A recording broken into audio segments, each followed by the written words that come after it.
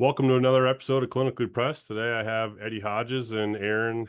You got to remind me how to pronounce the last name. Peckham. Peckham from Three Rivers Performance here in the La Crosse area. So they are working with a lot of different athletes in the area, and specifically they're doing some stuff with the Holman School District this summer. So that was a little bit about what kind of initiated this podcast here today. So we're going to kind of talk a little bit about strength conditioning for kids in general, and then we'll get into some of the specifics of their programming, their philosophy, and kind of how this summer program in particular will be set up. So first, before we get into too much, I'll let you guys kind of introduce yourselves and just kind of take a little bit of time, maybe going over the background and kind of what you do with Three Rivers Performance. You go first.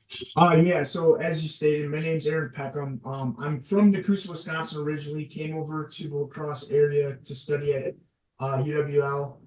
Graduated in 2019 and got into teaching. So I've been working with kids since I was a senior in high school, coaching anything from football, basketball, soccer, wrestling, just about anything. Always loved coaching. And so when I had the opportunity to do that in the weight room, it was actually with Eddie here at Aquinas High School, kind of where we both got our start back in the area. And then just learning through that. I already knew how to do the sports stuff. Just coaching kids from, third grade through seniors in high school. It was the weight stuff where I really kind of just learned through Eddie.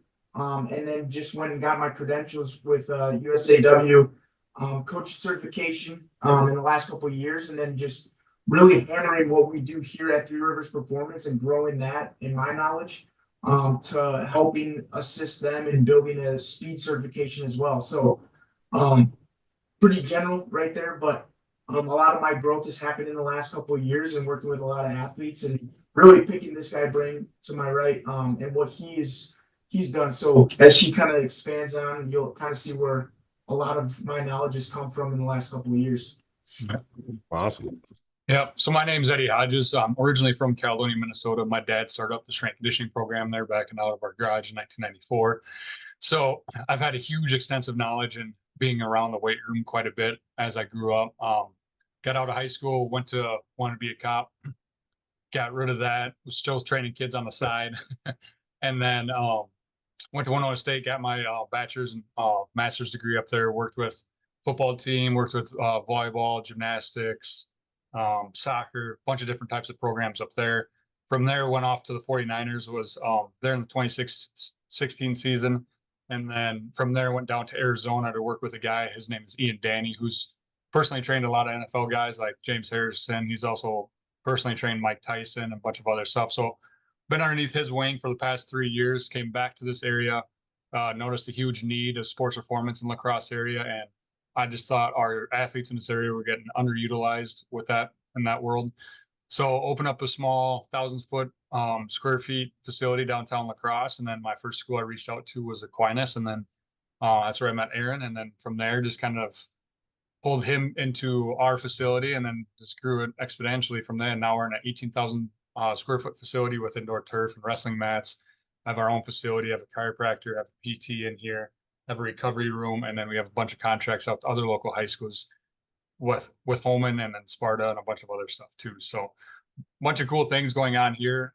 Really trying to serve the local area and just build athletes.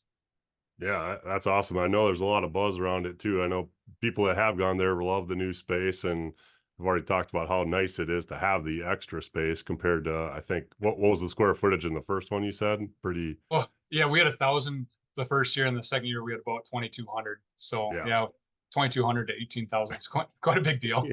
Yeah, I bet. A little easier to get some exercises and programming in with that kind of floor plan. So, well, that's awesome. I guess kind of, if we want to just start in general with this question drives me crazy, or this concern, I guess, more than anything of, is it safe for kids to be lifting? I don't want them to get hurt in the weight room, or I don't want them to get, big and bulky. And they kind of have this idea that they're instantly going to turn into a bodybuilder or an Olympic weightlifter. And so sometimes it's important, I think, to educate parents. I'm sure you guys have encountered this of like what strength training really means at that level, and really kind of how we can define it different ways. It's not always, loading up a heavy barbell and doing heavy weightlifting. It can be body weight exercises. It could be strength, resistance bands or whatever, level of kind of physical development that kid's at, kind of modifying things down to the level. And so I don't know if you guys just kind of want to talk about how you maybe approach that question of safety or whether or not kids should start lifting or what is the right age for them to start lifting and just kind of go from there. Yeah, so the biggest thing I think of when this gets brought up, and we talk to our parents a lot and our coaches around here, um, lifting weights is actually one of the best things you can do for your kids, especially having a qualified coach there. If you don't have a qualified coach, yeah, everybody's going to get injured, right? Yeah. Or a high risk for injury. So, number one, having a qualified coach, I would say all our coaches are more than qualified than a lot of high school coaches and history teachers that are in the weight room, football coaches and stuff like that. So I can understand some hesitation. And two, parents always associate what the kids are doing now, what they did in high school, right? That's not the same thing. And it's Yeah. not, I've been lifting since I was 5 years old. It didn't stop my growth, or at least I don't think so. No. And then two is just being able to progress them in a nice progression way of where you're building the athlete, you're building that base up, like body weight stuff and really understanding how their body moves is the biggest thing we're teaching that. And then able to produce force and what their body is capable of doing at that age. So teaching a body weight squat, teaching them how to jump and land correctly, that's going to lead over to injury prevention when they are in different sports and stuff like that. So basically establishing that you have a qualified coach teaching your kids that have a good progression. I think that's any kid can start at any age. Yeah. Yeah. And I definitely agree. And I think, not lifting weights or even just doing some of that body control and training, I think that's a higher risk for injury than lifting weights in and of itself. The Yeah. movements that they do in sport, put a lot of stress on joints. And if you don't have that base level of strength or coordination or mobility, you're going to be at a high risk for injury. So if you can train some of those different pillars of movement and kind of just basic motor patterns, you're probably increasing your resilience to injury and just kind of setting that appropriate development, I think, for long-term athlete development and having that good base. And as you said, the qualified coaching is probably the biggest Yeah. detail in that. You don't want a kid going into the local Y with no coach, no background, no training, just kind of looking around the room and trying to mimic what others are doing.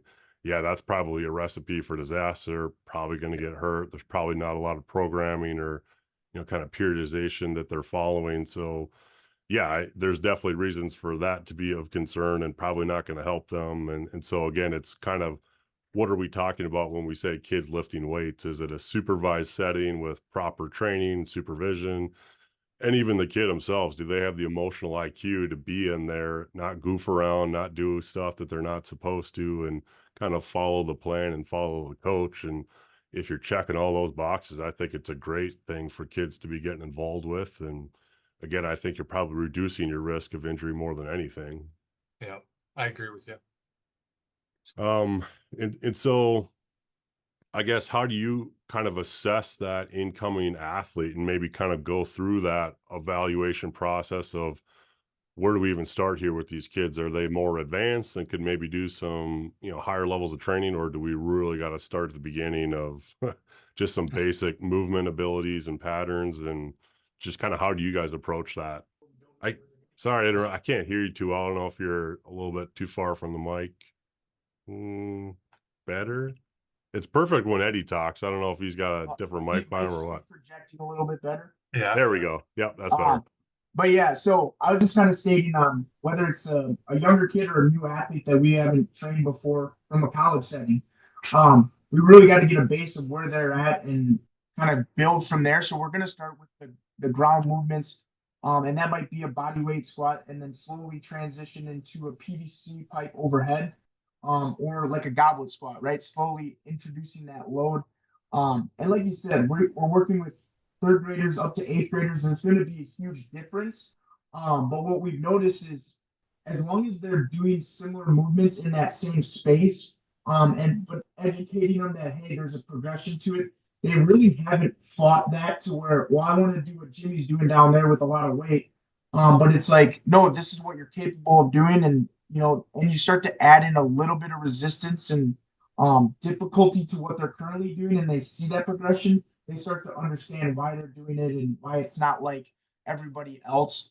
Um, so it's just like kids are great when you're just telling them the honest truth. If you try to like hide by it and give them all this fluff, they just kind of see right through that. So if we're honest with them, like, hey, I just don't think you're ready for this play yet. Let's do this for a couple more weeks. Once you do that, yeah, let's go try a goblet squat. Let's try to, we'll transition to a front squat now. At the end of the day, we're trying to make better movers and not better lifters, so to speak. And that's kind of how I educate them of I need you to prove to me that you can do this to the point where you can't do it wrong because safety is a concern there. Once we get to that point, we're going to progress. And I kind of show them a chart of where we're at. We've got 8 weeks with them, and each week we try to introduce something where it's a little bit variable. Obviously, they've got to have the time to actually, understand and be proficient in what we just learned. But there is variable depending on where they're at. Some kids will come in and they'll be ready for a front squat right away. But that takes time, and I educate all the kids the same of like, this kid's been training for 3 years and then he's got a base. He's ready to move up. You just started. Let's start here. You'll get there eventually. At the end of the day, I want you to have a successful freshman, sophomore, junior, senior year. How you compete in 6th and 7th grade isn't necessarily going to really matter to me if you go and get hurt all the time. So just honestly being straightforward with them and educate them on the progression, like yeah, I think the kids get it more than the parents do, honestly. I think, like he kind of alluded to earlier, just they're so used to what they did back in high school, and they were told like you're gonna do it this way because this is the way I've done it, and that idea is just drilled into their head. That it's just like no, like we understand every kid is built different and their progression is different, right? A kid might stay at one movement for way longer than the book tells them to, but if that's what's best for them in that moment, then that's what we're going to do. A lot of stuff that we do is more than just strength conditioning. We do a lot of education during that time as well too. So not a lot of parents see that. Education, what they're doing in the weight room, how the progression is, and then two, nutrition wise too, we microdose of nutrition information. There are a lot of like, hey, you should eat this instead of this, and not have sit down and have an hour explanation of what nutrition is because no one's going to listen to that, especially a kid at that age. But if you say, hey, you're going to Quick Trip today, don't buy an energy drink, buy a liquid IV or something like that, where it's going to have some more replenishing. So that's what we try to do. And then going back to the original question of like the assessment type of things, you can always go back to the basics. A goblet squat, whether you're a professional athlete or you're an 8-year-old, is still solid. You can still work on things. You can still get a different workout with that. It's just the load then. An NFL guy might be doing 150 goblet squat. A kid might be doing 20-pound goblet squat. At the end of the day, it's just going back to the basics, teaching them how to do the basics super well, and then progressing more from there. Yeah, I definitely agree with a lot of those kind of principles of education first and do it the right way before you kind of start adding a lot of weight to the mix. But one thing that I was thinking of when you guys were talking, I know you haven't been doing this for like 50 years, so you may not have quite the long term perspective, but are you noticing trends with kids these days on maybe kind of a lack of movement competency compared to where they were 20 years ago? I know there's some concern where there's a lot of sports specialization, which we could talk about, a whole nother episode, but it's almost like kids are focusing only on the sport part and they might be really good at the sport specific skills and technique, but just when it comes to general movement competency, general movement ability, basic strength and some of those concepts, do you see a trend one way or the other here with kids just maybe not having as much free play as we used to see 20 years ago, and then that's kind of manifesting in some of these issues? Yeah, agree with you 100% with that because even when I was younger, it was in the 90s, early 2000s, right? We didn't, again, going back to the cell phones and all that stuff, we didn't have all that stuff. So we had to go outside. We had to create, bikes that had weed whacker motors on them and like all that weird random stuff, right? Or jump over the creek or go run down the street or go play pickup ball on the court. Now you just don't see kids with that. You see, empty courts at Logan High School, or you see empty courts or empty fields and kids are, you know, always with their mom or their dad rushing into this tournament, to that tournament, to this tournament, to that tournament. It just gets old after a while, especially being so specialized. Hey, my kid's a baseball athlete. Well, your kid's 8 years old. Like, expose him to more than just baseball, because now when he's even a freshman or a sophomore, now he's going to hate baseball, or he has 10,000 different injuries that you have to overcome because he's specialized so quickly. We're not big into the sport specific movements within the weight room. We throw a lot of different stresses at them to mimic them, like what he was saying. We're trying to make them better movers, just a better athlete, all in general, right? Especially being under the age or not going to college, just being an 18-year-old kid and younger than that. We shouldn't specialize in any sport. We should be not specializing in the sport, especially in the weight room when they can't even bodyweight squat. Now you want them to do a single leg squat with an overhead PVC pipe and jumping on a Bosu ball or something like that. It doesn't make sense. Right. When they, let's teach them how to do the basic stuff first, get their basic strength up, get their basic speed up. And then from there, if they get past all that before they get the age of 18, then we can start specializing in some stuff. But no, the kids around here definitely do not need to specialize in sport specific volleyball, basketball, or whatever movement. We we tend to do that just to appease the parents and say that, but at the end of the day, a lot of our programs are very basic and just trying to create them a better athlete. Yeah, and that's the beauty of strength conditioning and speed and agility training is if you're doing it the right way, it should translate to every sport. Yeah, you can modify things a little bit to get sport specific, but it's like if you're a better mover, if you're stronger in general, that's probably going to make you a better athlete, regardless of your football, hockey, basketball, track, etc. And I think that's something that people just don't realize is if you'd probably be better off with a 10-year-old kid of not playing volleyball year round, of maybe just doing it the normal 4-month season, and the rest of it you're just kind of doing some general strength conditioning programming. Maybe you're doing a different sport the opposing season, but in terms of like their long-term development as an athlete, I think you're doing yourself a disservice to play one sport year round instead of doing some of the just kind of strength conditioning that they could easily be incorporated into their annual training or annual sports activities. Yeah, even at the professional level that I worked with, the athletes that we worked with, we didn't do sport specific movements. We found out what their weaknesses were and worked on their weaknesses at that highest level. Sometimes those weaknesses had nothing to do with like certain sport that they were associated with, right? So it's basically finding your weakness and making your weakness stronger is what strength conditioning is all about. Especially with high school kids, it's just their weakness is not being in the weight room and their strength is not there in order to produce force and not get injured. So just getting them into the weight room and just teaching them basic stuff to get them a lot stronger and a lot faster, and Yeah. everything else will kind of fall into place.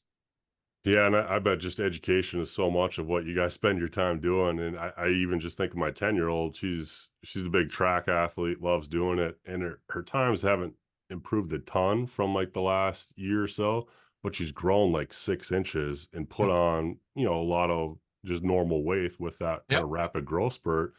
And she'll be like, Dad, why would doing a workout in the garage, or why is, strength training get me faster? I was like, well, how do you think about it? You've grown 6 inches, you put on 20 pounds, you're a bigger person, and now you have to run around the track and try to get faster. And it's hard to do that if you don't have that strength and power to kind of drive you around the track at a faster clip. So it's like, especially with these kids, for how much they're growing and developing, their bodies change so much. It's some of that movement competency that I think has to play catch up a bit, to just Yeah. teach them how to control their body and exert force, the way you can kind of do it in an optimal way. Otherwise, I know you guys have seen this in the weight room, that their limbs and arms are all over the place. They just can't have any kind of coordinated body movement. And it's, again, I think their body's just playing catch up with some of the coordination that's kind of second to come to the growth side of it. Yeah, it's just their motor control is the biggest thing at that age, especially when they get growth spurts. That motor control, that neural connection to the muscle is just not there. So they got to like re-coordinate that and get that up to par. Once that gets up to par, and then that's where the adaptation happens a lot.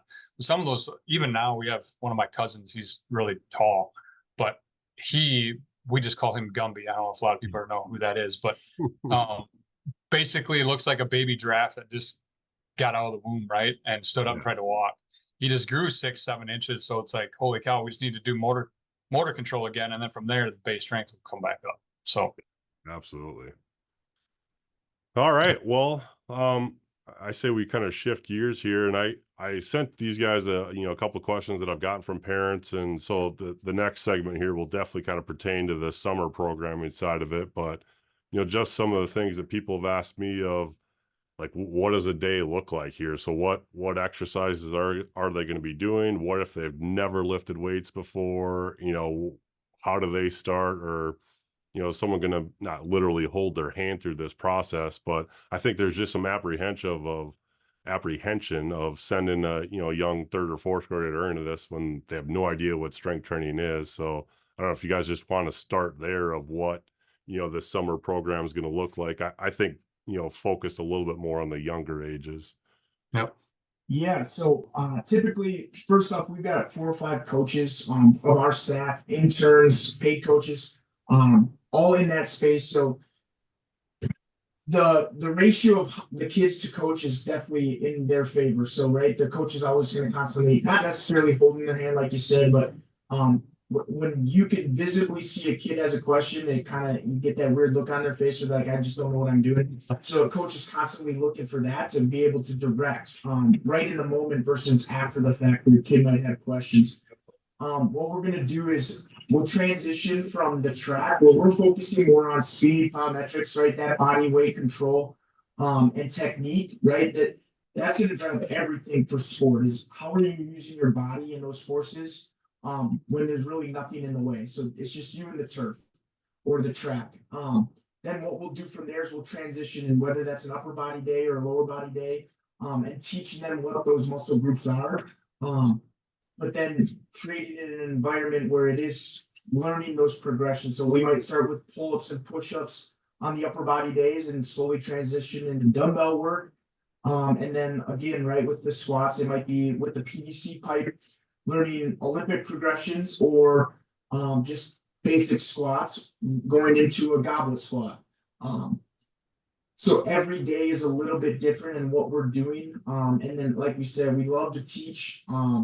So we're going to teach them what a bilateral stance is or a unilateral, and how that changes each day and what we need to do and why we like to do both throughout an extended period of time. Right, we're with them for 8 weeks, so we need to be able to vary things so they see adaptations throughout a period of time. Because if we stick to one movement for too long, right, that's where you start to get those discrepancies because we're favoring something. And then we always end with some sort of group core. We like to sprinkle in some core exercise throughout the workout, because if you say, oh, we're doing core at the end, well, kids gonna get to the end of the workout and then they just like, I'm not doing abs. So how we push core is more than just abs.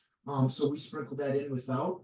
So when we do abs at the end, it's, they see it as an important thing. And then we'll do some sort of like mobility work, whether that's just general stretching, or we'll teach them how to foam roll, or just some pin pull type stuff where maybe we got lacrosse balls, or they've got a partner helping them do a certain mobility stuff. And that's kind of the day to day, right?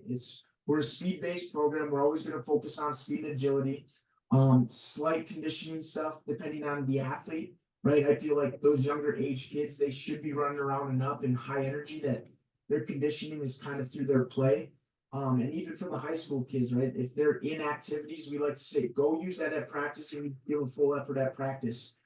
So if it's a kid looking for more, we'll give them those tips on conditioning in the off season. I mean, what they do, it might only last for a couple weeks anyway. So focus on the speed, focus on the explosive lifts when they're present. And then obviously mobility and that stretching component towards the end, post workout.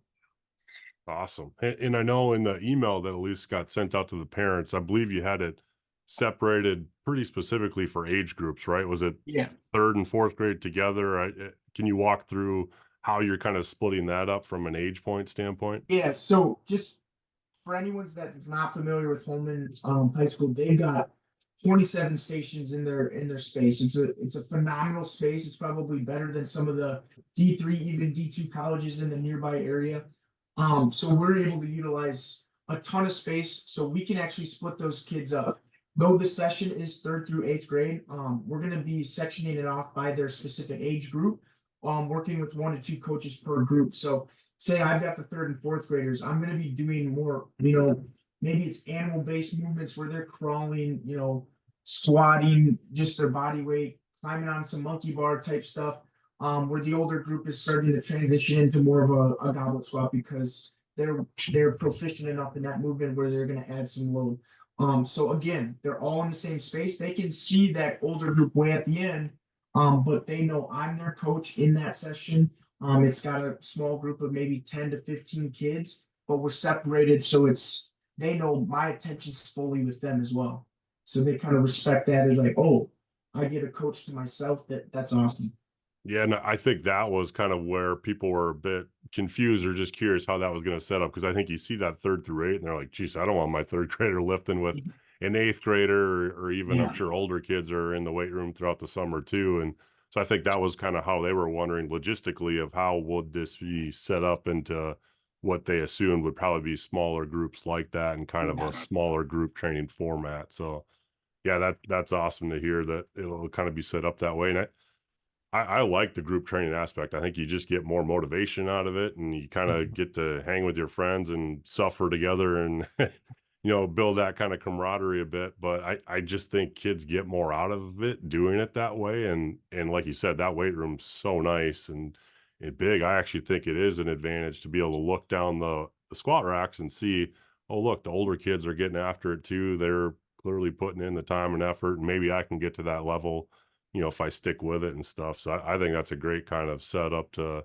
running over the summers. And I know one of the other questions that one of the parents asked was, well, what does my kid have to do it every day? What if they have swimming during that time, or what if I just don't want them lifting or training 4 days a week? Is it okay to just do like drop in spots or 2 days a week or something like that? So I don't know how you guys handle, kids in those situations. If for whatever reason they could only make it 2 days a week, is that still okay? Yeah. So at the end of the day, right, something's better than nothing. Ideally, we'd love to have those kids as many days as they're able to make it. Just again, learning the movements and being proficient in it, it takes practice. But we understand summer's a busy time for a lot of families, a lot of kids. They want to travel, they want to go play their sport. So ideally, those 1 to 2 days a week would be ideal for a mass. But there's going to be some of those kids where maybe that 3rd or 4th day would be better for them. And at the end of the day, we understand. We created an opportunity for people to take advantage of, because again, it might be 2 days for someone where it's Monday, Wednesday. But if we only pick that, then half the families can only make Tuesday, Thursday. So it kind of worked in that way because we knew how busy families can get, and maybe everything falls on the same days for them each week that they can only make certain days. So especially we've had that question last year when we had high school students and their younger sibling wanted to join, and that was the only ride they had was super early. So we had to finesse it where the times maybe matched a little bit. So I think this year we did a better job, but because the older kids, there's a lot more going on that we had to still separate them. But I think this was kind of to accommodate those needs of families and travel and making sure everything fit within their schedule. And again, right, yeah, let the kids be kids. Let them go on vacation and see new things and try different things. So we support that 100%. Yeah. What about kids that maybe have a baseball game that night or softball game? What would you say to them if they're concerned of, oh, I don't want to lift on game day? What if it makes me too tired later at night? How do you guys kind of address those situations?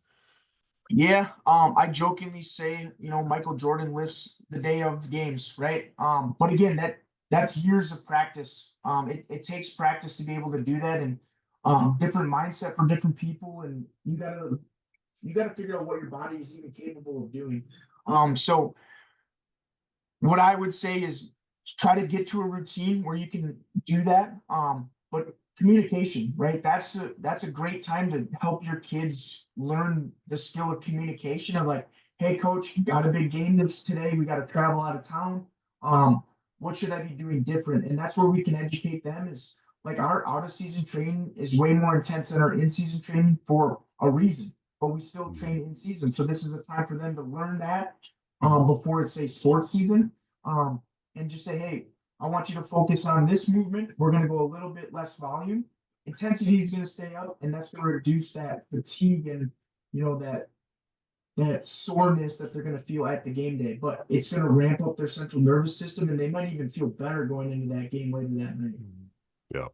Yeah. And to that point, like, I think people always almost have that in reverse of they assume the opposite of I shouldn't lift heavy on game day, when in reality, just as you said, you usually keep intensity where it is. It's the volume that Yeah. you kind of drop down to not just, over fatigue them, before or after the game, depending on where that falls. But yeah, I still think it's fine. And if anything, a better way to do it is training in season, because otherwise you're just likely losing that strength Yeah. progression. You're going to get weaker as the season goes on, and that's not helping anyone from a competition standpoint. Yeah, my dad's biggest thing, especially, being in season lifting is what we did a lot over in Caledonia when he was uh and kind of in the meat and potatoes, a lot of stuff. But he designed a program where the intensity was still super high, but the volume was still super low, and the lifts were only about 30 minutes long. We had kids at that time, quote unquote, maxing out on the state championship week. Even this year at Aquinas, we had kids that were hitting doubles and triples for their 1 rep max that they hit at the end of summer. And they're at the state championship season in football. So, and then they go out and win it. We've had a lot of different, basically, sports do this exact same thing. We just keep the intensity super high and keep the volume super low. And the kids, weirdly enough, get stronger in season. They don't maintain, they don't do any of that stuff. It's a continual progression from summer to spring, or to fall to summer, or to winter to spring, so on and so forth. It creates Mhm. that circle. Because if you're a 3-sport athlete, you just lift in the summer. By the time you get back to summer again, you're starting back where you just were. So it's Yeah. like kind of that repause. And so training in season is the biggest thing, especially with these kids that have it in the summer and they have games and stuff that day. That's perfectly fine. Just communicate that to us. Yeah. And the kid, and two, if the kid comes in and he didn't communicate that to us when we lift him, having the parent, or he goes to a baseball game and he's super fatigued, at the end of the day, that's not our fault because we didn't know anything about what that kid was doing. Now, if we knew that and we still crushed him in the weight room and we still knew all that stuff, then yeah, I get that. But for Yeah. us, if a kid communicates to anything to us, whether that's they have a game that day or like they're feeling super fatigued or they're super sore, stuff like that, that's good. That's input that we need so we can dictate how to manage that program on the fly. Because at the end of the day, we make a sheet that has the certain exercises and certain prescriptions on it, but that sheet's just more of a guide, right? Mhm. So that guide we can overrule anytime as coaches. So Yeah, and yeah, if parents are listening to this, that's the exact advice I would have for them: is just communicate to the athlete, then to you guys as the coaches, because this is probably one of the harder levels to program for, because you have no idea what they're doing outside of this. They could be doing swimming over the summer and baseball and who knows what else. Maybe they are more active kid outside of these organized activities, whereas maybe you have another kid who just sits on the couch all day and this is the only activity they're getting each day. So their battery should be fully charged and they could do all kinds of stuff. But again, you guys won't know that unless the parents and the coach or the kids, are communicating that to you. So yeah, everyone's going to be different. And so just say it like it is. If you're sore and beat up, tell you guys, and yep, you can modify as needed, and vice versa. So no, I love that. yep. One of the other questions I've got, and you don't have to get into specifics on names or anything like that. But like what sets you guys apart? Or, I know there's some other companies like this in the area that kind of do similar types of training. So how would you guys, if a parent asks, well, why you guys, or what's different from you to some of the other places? I don't know if you'd have an answer for that, or maybe you're not familiar with what they do. I guess that could be hard to speak to as well, but Yeah, if you have that's anything to say there. being in this industry. There's a bunch of different companies. There's a bunch of different training styles out there. So I get where the hesitation is, or the question is like, what makes us different compared to other things? I would say the biggest thing is community to us. And then within that community is the knowledge base that we have and the experience level that we have in a local community. So a lot of these companies are corporate. to say the least. They're kind of big and they get out there, and not saying that their coaches aren't, you know, have forming relationships and all that stuff. I'm not saying that, but I'm just saying we have the opportunity to dictate or move things how we want it to be within that school. And the biggest thing that sets us apart, especially being a part of a school system, we want to become part of that school. Does that make sense? We're Hmm. not trying to separate Three Rivers and Holman athletes. We'll come in there and we're your strength and conditioning coach. We're going to promote you guys to come into that school. We're going to do everything we can within that school district to provide every opportunity that those kids can get within that school. Now, if they come here outside of that, or if they'd be like, hey, coach, I've done everything we've done here. I want to do a little bit more. Can I come check out your facility? Absolutely. But if you're a kid that's not coming, not showing up in the weight room or not doing this, not doing all the stuff that we have at the school system, and then you come check us out, like, hey, you should get back in your school. You should do the baseline doing all this stuff. Because at the end of the day, we're trying to create that culture, that winning culture within that school district. And once we create that winning culture within that school district, then it will temper out from there. But so we see us as an integration with the school system. We're not trying to create a separate partnership with it. And then for outside of that, we're a huge speed and recovery base. So we have a lot of knowledge on the recovery aspects when athletes are fatigued or they're super sore, they kind of get injured. We kind of hit that gray area. They get done with PT, but now they're not fully they can't pay to keep going to PT and they can't go back. So now we're in that gray area where kids can come and kind of train with us and we'll kind of help out with some of those lingering injuries or their muscle tissue stuff that we kind of specialize into. Just kind of getting back on the road of being back to the high performing athlete that they used to be. So I can say that's kind of the middle road that we're in. So there's a lot of different opportunities that where Three Rivers is kind of separated from a lot of different companies too. And we just don't come in and take your money and leave. We come in and develop your athletes and develop your coaches and develop everybody within that school. Yeah. Does that Well, kind and of even on the money part, a barrier to a lot of these sport, training companies for kids and parents is the cost part of it. But for kids in the school district this summer, this is a free program, for them. So I know that's a huge benefit to some of the families yeah. in the district is that could easily be hundreds of dollars, if you're paying, for some of these private companies elsewhere, wanting your kids to get like a one-on-one trainer, obviously that's going to add up real quick if you're paying, kind of full price for those. So I know that's a huge perk that people are excited about in the district. And Yeah. I mean, what a great opportunity for all the kids and families in that area to have those resources to get the coaching, and the support that goes with it. So I know people are really excited about that. And the biggest thing, like our core philosophy is providing this training to every kid that we possibly can. I understand some of our stuff is also expensive when you come here and one-on-one training and all that stuff, but us continuously reaching out to schools and creating opportunities and partnerships within companies and individuals where we can come out and kind of provide this service for very reduced cost or for free. I mean, that speaks volume for what the community is capable of doing, and just kind of us taking our knowledge from the highest level and bringing it back down. Mhm. Because I still train NFL coaches and stuff like that. There's not, or NFL players or high level players. There's not a lot of people in this area that can say the same thing. So I can see it all the way from the top, all the way down to being in fifth and 6 year olds. So that's kind of separating us too, that we have coaches and we have people on staff that train buddy at all ages or all levels. So Mhm. And so during the school year, do you guys try to keep a lot of that program going for at least a high school level, right? And then is it kind of just an extension of what they do in the summertime, just modifying it as needed for ongoing sports? Yeah, so each season, I sit down with the athletic director and we meet with the coaches specifically of this year will be our first time to be able, okay, like what did you see throughout the season that, maybe it was a common issue of like injuries or something, or just athletes complaining about certain, lingering pains or whatever. And okay, is that a an issue within the programming or is it a volume thing at practice? And we can start to kind of dive into that a little bit. But then we discuss, okay, planning for the season. So that might be, like we said, we try to keep our lifts anywhere from 30 to 40 minutes in season. And then for a lot of our sports, it might be that kids need to come in before school or after school. So then we got to figure out that whole schedule. And then anyone that's not in a, say fall sport, they come and train with us after school for our out of season training. So we're getting all of it all at once.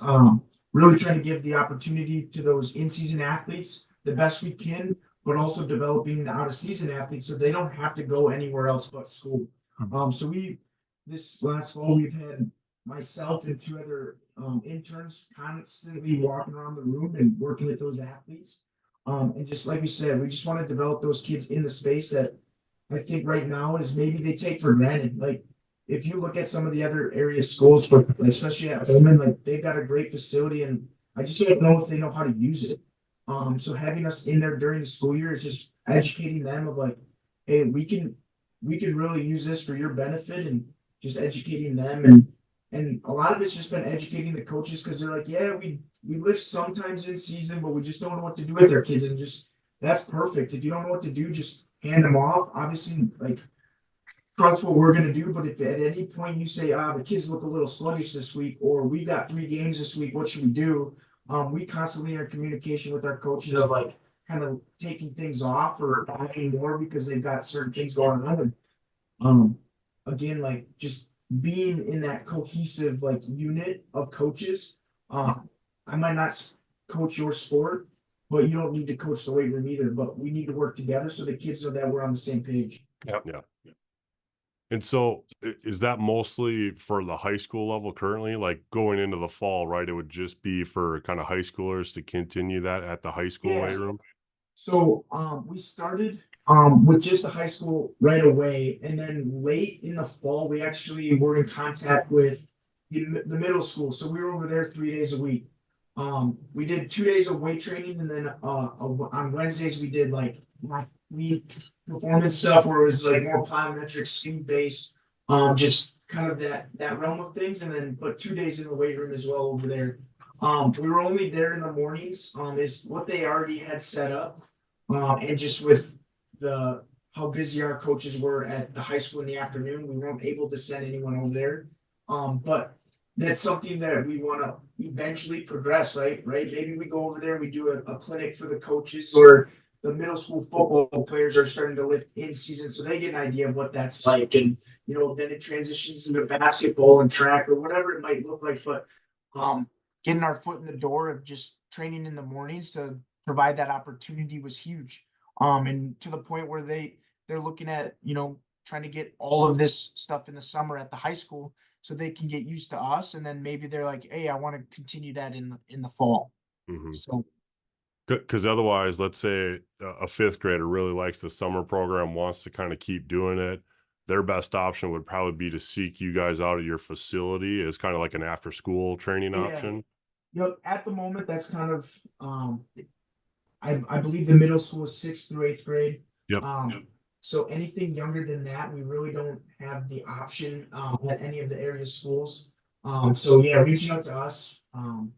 We're on Instagram and Facebook, and our phone number and email is out there. But just connecting with us and seeing what, hey, like my kid really liked doing what they're doing, but I don't know what's best for them to continue on, and we can have that conversation. And if I personally work with them, then I can speak to what I think they're capable of doing. If not, then hey, they worked with our coach over here. Let me talk with them and see what they think. And then we can build a plan that best suits them to where they can slowly transition. And that's kind of where you can see this flow, right? Like you said, we'd love to work with those younger athletes here, and then if they're with a program or a school that they're going into, it's going to be an easier transition. And then again, it just builds that culture. Yeah, they're doing Three River stuff, but it's at home, right? And it's not separated. So that would be awesome. Yeah. Yeah. We don't have to speak on that. We don't have anything in elementary schools or anything like that. So I just don't know if they have the capabilities in that school, or if parents have the capabilities to get their kids to the high school or stuff like that. So that's something we can definitely think about in the future and provide that potentially. But as of right now, yeah, we're just here at our facility. Yeah, I think it would probably be a nightmare to try to figure out because there's, 4 schools all over the town. And like you said, parents have different pickup, drop off schedules. So it would almost have to be a central spot like the middle school or high school, and they just two things off to the side or something. But I don't even know if the demand would be there. Right now, kids are already so busy with the school day. And then if you have basketball practice at night, like that's pretty much your day as a, a fourth or fifth grader right now. So, but I love the fact that it even is an option for kids over the summers right now. Cause as you said, like you build that culture, that consistency, and even just the terminology. If you can learn that at a young age, you just build on that foundation from there on out as they get older. So they don't have to relearn what is a goblet squat, or just some of those terms that you guys probably use a lot in programming. If they're from a different company or different system, they may come, it just gets a little bit clunkier when you're switching different coaches and trainers and philosophies and stuff. So if you can start them early and just kind of build on that base, I think that's awesome for kids to have that. So Yeah, well, I exactly. don't really have any other questions. I don't know if there's anything else you guys wanted to say about the program or anything else. I think we covered pretty much everything. Yeah, we're just super excited. Again, this is our second year up at Holman, so I know a lot of the older kids are super excited to get things moving forward now that they're comfortable with us as coaches and what we do program wise. I think the younger kids, obviously, this is all new to them, so we're super excited to see where we can take this thing and really progress the Holman athletes and all of our other areas schools that we're working with. And yeah, we're super excited. So I'm glad that parents are starting to ask and get more information. So it shows that all the hard work we've put in to kind of push what we do out there, that people are starting to see it and really start to wonder, like, should my kid be doing this? And yeah, take it to the next level here. Awesome. Well, as a parent with kids in the district, I appreciate it. And I'm glad you guys are out there in the district and at the high school offering this. So I'm very appreciative. Thank you for listening to this episode of Clinically Pressed with Three Rivers Performance. If you're in the La Crosse area, they're definitely worth checking out as a potential option for strength and conditioning needs that you are looking for any sport or weight-related activity, especially Olympic lifting. Really appreciate you listening. If you haven't checked it out yet, check out clinicallypressed.org/shop. There we have a ton of free resources that you can download and get those for free. No payment information is required. Just find what you need, add to the cart, download it.